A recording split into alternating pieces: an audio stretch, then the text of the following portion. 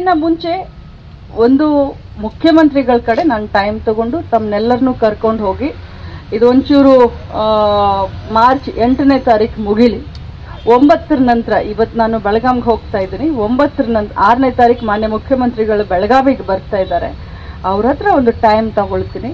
9ನೇ ತಾರೀಕಿನ ನಂತರ ತಮ್ಮನ್ನ ಕರೆದು ಮುಖ್ಯಮಂತ್ರಿಗಳ ಹತ್ರ ಮಾತಾಡಿ ತಮ್ಮ ಕಷ್ಟಗಳಿಗೆ ಏನಿದೆಯೋ ಅದನ್ನ ಹಂಚ್ಕೊಳ್ರಿ, ನಾನು ನಿಮ್ಮ ಜೊತೆ ನಿಲ್ತೀನಿ, ಮುಖ್ಯಮಂತ್ರಿಗಳ ಹತ್ರ ಚರ್ಚೆ ಮಾಡಿ ಇದಕ್ಕೊಂದು ಪರಿಹಾರವನ್ನ ಕಂಡು ಹಿಡ್ಕೊಳ್ಳೋಣ ಅಂತ ನಾನು ಹೇಳಲಿಕ್ಕೆ ಬಂದಿದ್ದೀನಿ.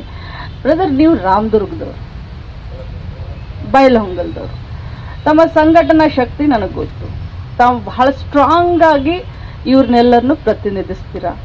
ನೀವು ಒಂದು ದಿನ ಅಂದ್ರೂ ನನ್ನನ್ನು ಊರಿನಿಂದನೇ ಓಡಿಸ್ಕೊಂಡು ಕರ್ಕೊಂಡು ಬಂದ್ರಿ, ಬರಲೇಬೇಕು ಮೇಡಮ್ ಅಂತ. ಎಷ್ಟು ಸಾರಿ ನನಗೆ ಪರೀಕ್ಷೆ ಮಾಡ್ತೀರಾ ನೀವು, ಅಥವಾ ನನ್ನ ಮೇಲೆ ವಿಶ್ವಾಸ ಇಲ್ಲನಾ? ನೀವೇ ವಿಚಾರ ಮಾಡಿ. ಇದು 4ನೇ ಬಾರಿ ಬ್ರದರ್ ನೀವು ನನ್ನ ಕರೆದಿದ್ದು.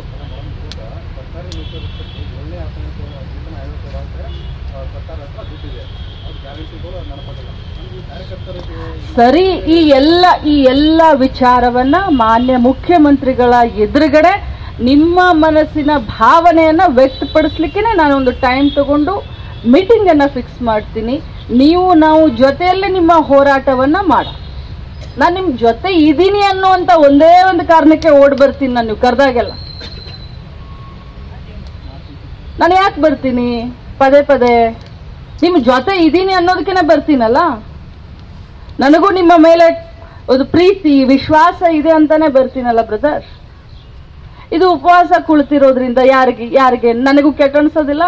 ನೀವು ಈ ರೀತಿ ಉಪವಾಸ ಸತ್ಯಾಗ್ರಹ ಕೂತ್ಕೊಂಡ್ರೆ ಹೇಳಿ ನೋಡೋಣ. ನಾನು ಏನ್ ಹೇಳ್ತಾ ಇದ್ದೀನಿ ಅನ್ನೋದನ್ನೇ. ಇವತ್ತು ನಿನ್ನೆದಲ್ಲ ನಮ್ಮ ಬೇಡಿಕೆ.